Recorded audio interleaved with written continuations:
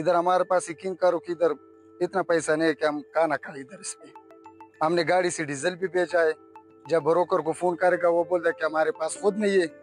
हम क्या करें, हमारा ये मुतालिबा है हुकूमतों के लिए कि हमारे के लिए बॉर्डर खोल दे और जल्द अज जल्द कोई हमारे के लिए रास्ता बने।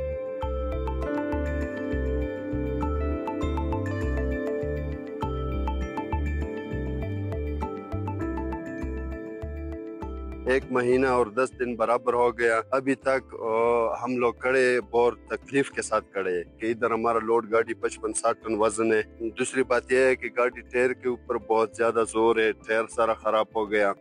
इसके बाद जो है ड्राइवर हजरात के लिए इधर जितना मुश्किल है पैसे का और खर्चे का वो भी नहीं मिलता है।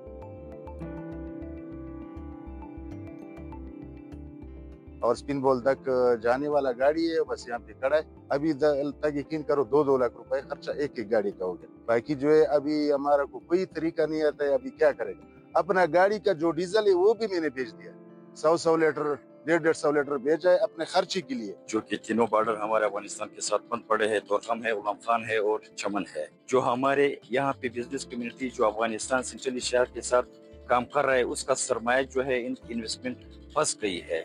इसी तरह अफगानिस्तान में जो उनके एक्सपोर्टर है, जो पाकिस्तान को एक्सपोर्ट कर रही है, उनका सरमाया रुक गई है, इसकी इन्वेस्टमेंट जाम हो गई है।